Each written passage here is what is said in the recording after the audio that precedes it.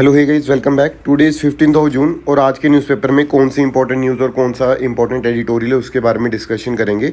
देखिए, जो पहली न्यूज़ है बड़ी कल क्या हुआ था, कल एक मीटिंग हुई और पीएम मोदी ने उसके बाद में अनाउंस किया कि 10 lakh persons to get government jobs in 18 months announces Modi. ठीक है, तो 18 महीने में जो 10 लाख लोग हैं वो गवर्नमेंट जॉब को कैरी कर पाएंगे, ये बात बोली गई। और इसमें जो मेजर वैकेंसीज आने वाली है वो एक रेलवेज़ में, आर्म्ड फोर्सेज और जीएसटी डिपार्टमेंट, यहाँ पे बोला जा रहा है।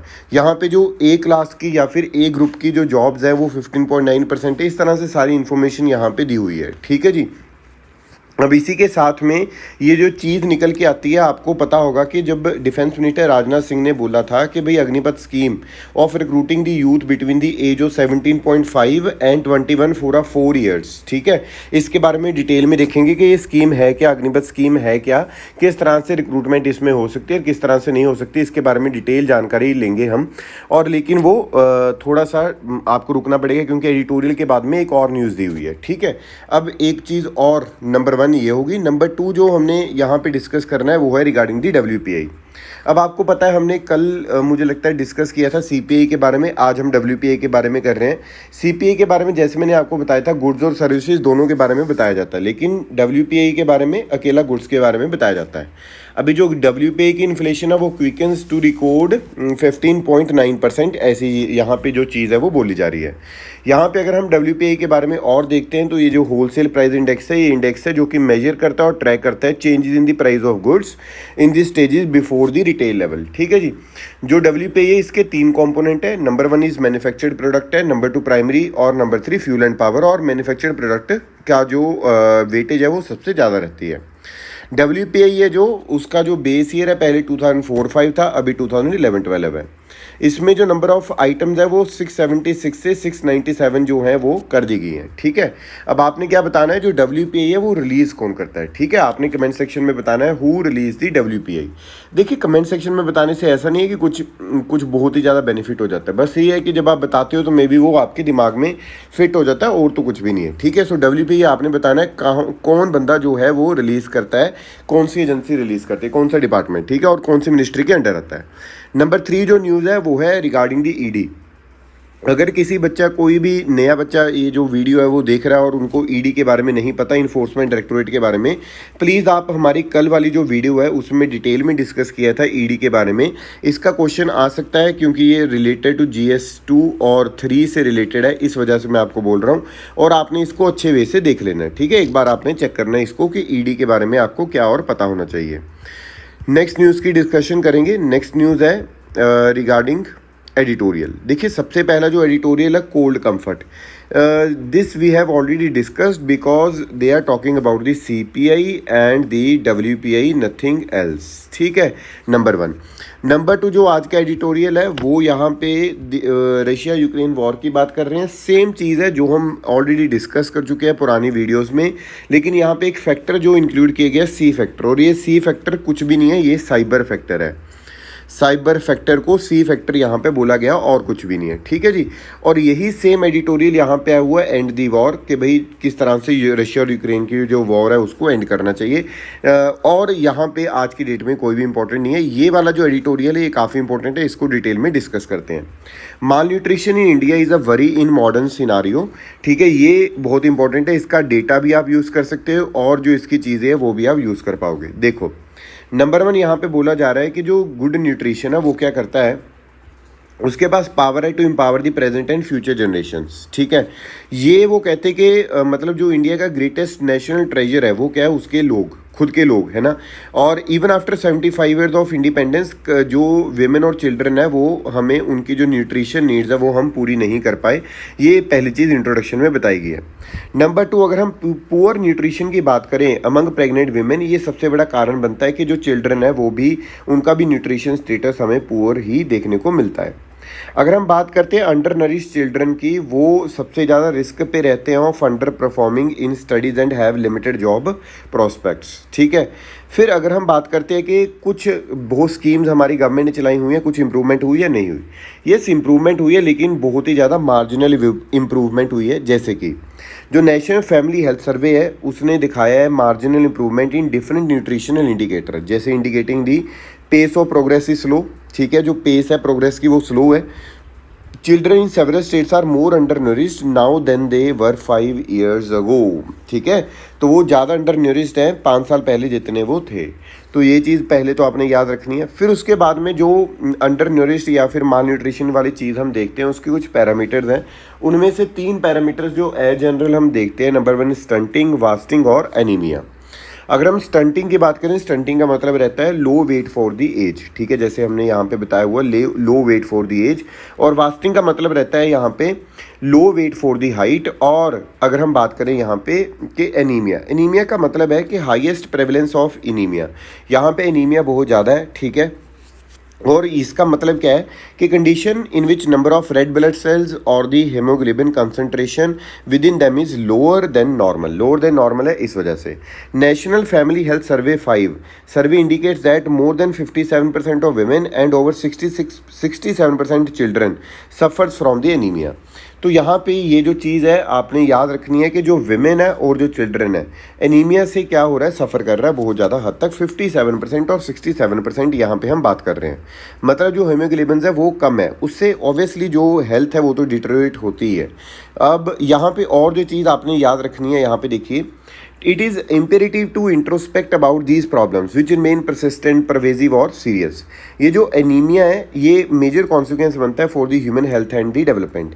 ये रिड्यूस करता है work capacity of the individual और ये इम्पैक्ट करता है इकॉनमी को और ओवरऑल नेशनल ग्रोथ को। बहुत अच्छा रिलेट किया हुआ है, ये पॉइंट आप नोट डाउन कर सकते हो। फिर आगे अगर हम बात करते हैं सेटअप दी फाइनेंसिंग, यहाँ पे वो बोल रहे हैं कि सिर्फ आप ये मत देखो कि किस तरह से हमने अपना डेटा इंप्रूव करना है चीज़ों में, आप एक होलिस्टिक प्रोग्राम लेकर आओ जिसको फाइनेंस करो अच्छे वे से, जिससे जो न्यूट्रिशन लेवल है बच्चों का बढ़ पाए। यहाँ पे 2 स्कीम्स के बारे में बात की गई है, नंबर 1 इज सक्षम आंगनवाड़ी और नंबर 2 पोषण 2.0। अगर हम दोनों के बारे में बात करें तो यहाँ पे 32% of the funds release under Poshan Abhiyan to the states and union territories, उसको यूटिलाइज नहीं किया गया। तो उसका मतलब ही क्या बनता है फंड्स को भेजने का, तो इससे अच्छा है तो सारी जो स्कीम्स है वो सेंटर खुद ही इंप्लीमेंट कर दे। मॉनिटर कॉन्स्टिट्यूंसीज 2, उन्होंने बोला जो पार्लियामेंट है उसको खुद से स्टेप इन लेना चाहिए और कॉन्स्टिट्यूंसीज को मॉनिटर करना चाहिए कि कौन सी कॉन्स्टिट्यूंसी में कितना जो माल न्यूट्रिशन है वो कितना ज़्यादा इंप्रूव हो रहा है, मतलब रिड्यूस हो रहा है।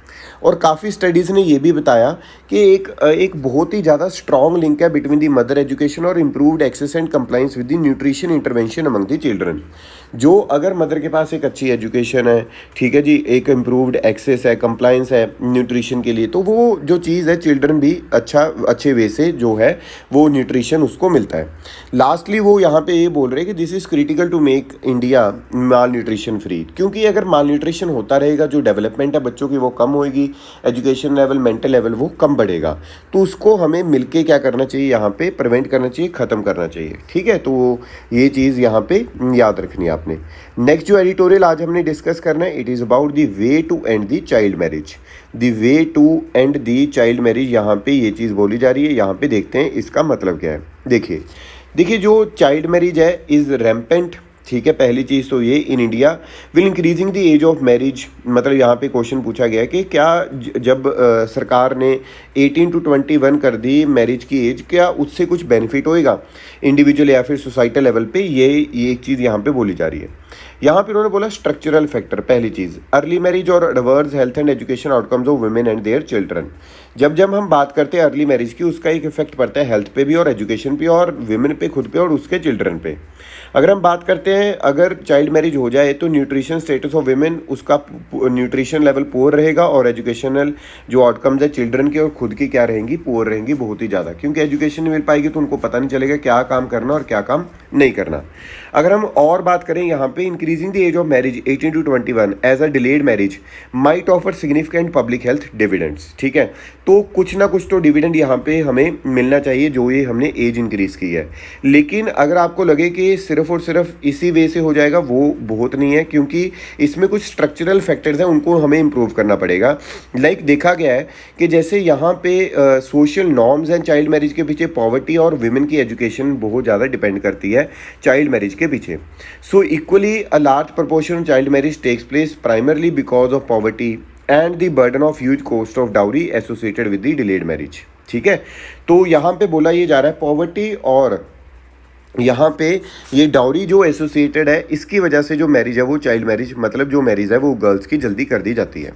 नेशनल फैमिली हेल्थ सर्वे की अगर हम यहाँ पे बात करें तो आपने इस चीज़ को याद रखना है कि जो 20 पहले क्या था, 18 to 29 जो विमेन है married before the legal marriageable age of 18, वो 25% हुआ है, पहले 28% था, कुछ मार्जिनल सा डिक्लाइन हुआ है, ठीक है। लेकिन कई जगहों पे इंक्रीज़ हुआ, वेस्ट बंगाल, बिहार और त्रिपुरा में।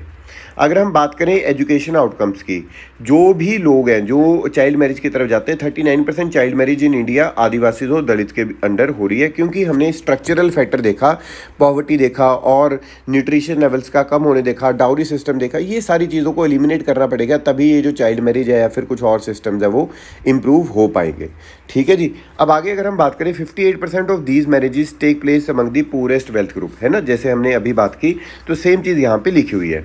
आगे अगर हम यहाँ पे देखें तो उन्होंने बोला, since the child marriage is substantially lower among women with a higher level of schooling, it would be interesting to know whether an increase in year of schooling necessarily increase the age of marriage, expectedly the average age at average increase in the from 17 years among women who are illiterate and who had up 5 years of schooling to 22 years. मतलब schooling का एक बहुत बड़ा impact रहता है, education का बहुत बड़ा इम्पैक्ट रहता है। अगर किसी को एजुकेशन प्रोवाइड करते हैं तो उनकी जो मैरिजेबल एज है वो हमें बढ़ती हुई नज़र आती है। हमने यहाँ पे प्रोहिबिट कर दिया है, 21 से नीचे कोई मैरिज नहीं कर सकता, लेकिन फिर भी जो मैरिज है हमें देखने को मिल रही है। ऑब्वियसली हमारे यहाँ पे बहुत सारी ऐसी चीज़ें हैं जो लॉज तो बने हुए हैं लेकिन उसको फॉलो नहीं करते हम। अगर हम बात करें, educating women is important for their personal freedom, social wellbeing and contribute to the human development, है ना। ऑब्वियसली उनकी पर्सनल फ्रीडम के लिए, कॉन्ट्रीब्यूशन टू दी सोसाइटी के लिए बहुत इंपॉर्टेंट हो जाता है। यहाँ पे जो लीगलिस्टिक अप्रोच है to increase the age at the marriage will produce positive result only if it leads to an improvement in women's education and skill acquisition for employability. So in the absence of an enhancement in women's schooling or skills, a legalistic approach to ending child marriage might become counter productive, ठीक है। तो इस चीज़ को आपने एक proper way में याद रखना है, ये बहुत इंपॉर्टेंट जो है ये डेटा और चीज़ है। यहाँ पे एक और जो डेटा निकल के आया है, ये आरबीआई का डेटा है। उन्होंने बोला कि जो better income but higher expenses, after कोविड-19 जो इनकम है वो बेटर होने लगी है, लेकिन ड्यू टू द इन्फ्लेशन जो स्पेंडिंग्स हैं, जो यहाँ पे एक्सपेंसेस है वो बहुत ज़्यादा हो चुके हैं, ठीक है। ये कुछ चीज़ बोली जा रही है। फिर उसके बाद में एक और न्यूज़ है which is related to GS3, यहाँ पे साइंस एंड टेक से ये रिलेटेड है, लेकिन ये बहुत ज़्यादा डिटेल में करने की ज़रूरत नहीं है हमें। वहाँ पे पूछा जा सकता है, LaMDA which was recently in the news is related to, ये देखिए है क्या, ये गूगल का modern conversational agent is enabled with a neural network capable of deep learning, ठीक है। यहाँ पे वो बोला जा रहा है कि ये जो लैम्डा ये यहाँ पे लेकर आएंगी, इंट्रोड्यूस करेगी गूगल, तो वो रेवोल्यूशनाइज कर देगा और जो आर्टिफिशियल इंटेलिजेंस है वो नॉर्मल इंसानों की तरह वहाँ पे बातें करती हुई नजर आएगी, ठीक है जी। अगर हम नेक्स्ट न्यूज़ की बात करें, नेक्स्ट न्यूज़ है digital institute Reuters institute digital news report 2022। इस रिपोर्ट में क्या बताया गया, इस रिपोर्ट में ये बताया गया है कि जो न्यूज़ है वो जो यूथ है वो छोड़ देता है, मतलब कि वो स्किप कर देते हैं कि यार न्यूज़ क्या क्यों ही पढ़नी है, ठीक है। और मैक्सिमम जो उनका सोर्स रहता है अगर वो न्यूज़ पढ़ते हुए वो रहता है टिकटॉक या फिर सोशल मीडिया, कोई भी अलग से platform, not the traditional media, not the traditional platform. ये जो रिपोर्ट है वो बेस्ड ऑन द सर्वे है conducted by the GUV, a British market research and data analytics, ठीक है जी। तो यहाँ पे ये जो चीज़ आपने याद रखनी है, यहाँ पे यही बोला जा रहा है जो एवरेज लेवल है, एक्सट्रीमली सॉरी, यहाँ पे यही बोला जा रहा है जो एवरेज लेवल है किस चीज़ का, ट्रस्ट का, in the news at 42% was found to be lower than the previous years. और India registered a small increase in the level of trust with 41% of trusting news overall, YouTube 53%, WhatsApp 51% were at the top social media platform for sourcing news. ये चीज़ आपने यहाँ पे याद रखनी है, proper way से आपको इस चीज़ का पता होना चाहिए, ये रिपोर्ट को याद रखना है, आगे भी हमारे काम आएगी। मैं आपको दिखाऊंगा एक बार और ये जो न्यूज़ है वो दी हुई है यहाँ पे, ये वही वाली न्यूज़ है जो हम पहले पेज पे बात कर रहे थे, अग्निपथ स्कीम। अग्निपथ स्कीम में हमने याद क्या रखना है कि किस तरह से ये 4 साल की जो एम्प्लॉयमेंट है इसमें होगा क्या क्या। पहली चीज़ तो 46,000 यंग मेन एंड वीमेन को यहाँ पे रिक्रूट करने की बात की जा रही है। फिर उसके बाद में यहाँ पे बोला गया है कि जो रिक्रूटमेंट की एलिजिबल एज है वो 17.5 टू 21 ईयर्स ओल्ड का जो बच्चा है उसको यहाँ पे एम्प्लॉयमेंट दी जाएगी। यहाँ पे ये बोला जा रहा है कि ये जो चीज़ है, ये जो लोग हैं इनको अग्निवीर बोला जाएगा। ये 4 साल के बाद में दोबारा से ये कंटिन्यू कर सकते हैं आर्मी में, अदरवाइज इनको और गवर्नमेंट पोस्ट में भी क्या मिलेगी, कुछ एक ऑब्वियसली कुछ प्रिविलेज मिलेगा, है ना। तो यहाँ पे ये बोला जा रहा है कि इनको एक जो एनुअल पैकेज है वो 4.76 लाख का, और जो 4th ईयर में ये पैकेज इंक्रीज हो जाएगा 6.92 लाख का। अंडर दिस जो सेवा निधि पैकेज है, they will receive about 11.71 lakh including the contribution and interest on completion of the service. ये जो रिक्रूट है will have to contribute 30% of their monthly emoluments to the Seva Nidhi with the matching contribution made by the government. ठीक है, तो अग्निवीर का एक insurance किया जाएगा, जिसमें इंश्योरेंस में हमें क्या देखने को मिलेगा, 48 लाख ड्यूरिंग देयर सर्विस। ठीक है जी, ये चीज़ आपने यहाँ पे याद रखनी है। चलिए नेक्स्ट न्यूज़ की यहाँ पे बात करेंगे। नेक्स्ट न्यूज़ है about the unemployment has decrease says latest labour force survey. जो अनएम्प्लॉयमेंट है वो 0.6 से डिक्रीज हुई है, फेल टू 4.2%। पहले 4.8% थी, अभी 4.2% हमें नज़र आ रही है। ये बताया किसने है, पीरियोडिक लेबर फोर्स सर्वे, जो कि यहाँ पे जो मिनिस्ट्री कौन सी रिलीज़ करती है इसको, मॉस्पी। ये चीज़ याद रखने वाली जो चीज़ है वो मैं आपको बता रहा हूँ। ये जो कोई भी सर्वे इस तरह का वो रिलीज़ कौन करता है, मॉस्पी करती है। ये चीज़ जो है वो आपने याद रखनी है। ठीक है जी, चलिए नेक्स्ट न्यूज़ की बात करते हैं। नेक्स्ट न्यूज़ है regarding Indian workers treated like slaves in the Qatar. ठीक है, तो ये जो BMS है ये बोल रहे हैं, भारतीय मजदूर संघ, ऑन ट्यूसडे उन्होंने बोला कि एक ना मीटिंग हो रही थी 110 international labour conference being held in the Geneva. यहाँ पे ये चीज़ बोली गई कि भाई ये जो चीज़ है, मतलब जो कतर है वहाँ पे जो इंडियंस जाते हैं वो उनको स्लेव्स की तरह ट्रीट करते हैं। यहाँ पे ये उन्होंने मतलब चीज़ बोला, और इन्होंने यहाँ पे एक चीज़ और बोली, the kafala system has caused severe trauma not just to the Indian worker but also to the worker from the other South Asian countries. ठीक है जी, तो अकॉर्डिंग टू द स्टेटमेंट उन्होंने बोला ये करते क्या है, काफला सिस्टम के अंडर वो सीज कर लेते हैं पासपोर्ट को। ठीक है, फिर उनके पास ओवर टाइम वर्क करवाते हैं, सेक्सुअल अब्यूज़ करते हैं, और forcibly making people work in areas in which they have no skills. मार मार के उनसे काम करवाते हैं लाइक दी स्लेव्स। ठीक है, नेक्स्ट न्यूज़ की बात करते हैं। फ्रांस की एक कंपनी जिसका नाम है टोटल, वो बाय करेगी 25% stake in the Adani green hydrogen unit. यहाँ पे देखो, ये न्यूज़ हमारे लिए तो इंपॉर्टेंट नहीं है, लेकिन मैं क्यों यहाँ पे आपको कवर कर रहा हूँ आपने कमेंट सेक्शन में बताना है। ये जो फ्रांस की टोटल कंपनी यहाँ पे बाय करेगी इंडियन कंपनी का स्टेक, वो एज अ FDI काउंट होगा या फिर एज अ FPI काउंट होगा हमारी मार्केट में, हमारी इकॉनमी में। ये चीज़ आपने कमेंट सेक्शन में बतानी है। ठीक है जी, और लास्टली ये जो न्यूज़ है CCI अप्रूवल। देखो इसमें कुछ खास पढ़ने वाली न्यूज़ नहीं थी, लेकिन CCI के बारे में आपको पहले भी बताया था और आज आपने बताना है। सपोज CCI को कोई डिसीजन है वो किसी बंदे को पसंद नहीं आया, तो अगर वो किसी को पसंद नहीं आया तो ऑब्वियसली है ना, वो किसी ना किसी के पास तो जाएगा। वो किसको अप्रोच किसको कर सकता है, DRT को अप्रोच करेगा, NCLT को अप्रोच करेगा, ठीक है जी, या फिर NCLT को अप्रोच करेगा, या फिर सुप्रीम कोर्ट को अप्रोच करेगा। तो प्रोसेस में क्या है कि CCI जो है वो किसको अप्रोच करेगा, NCLT, DRT, NCLT या फिर सुप्रीम कोर्ट। ये चीज़ भी आपने कमेंट सेक्शन में बतानी है। आज के आपके 3 क्वेश्चन है जो आपको कमेंट सेक्शन में बताने हैं। ठीक है जी, थैंक यू सो मच। ये जो वीडियो आप दूसरे लोगों के साथ भी शेयर कर सकते हो, और अच्छी वीडियोज़ के लिए, अच्छे कंटेंट के लिए हमारा जो चैनल है उसको शेयर करिए और सब्सक्राइब करिए। Thank you.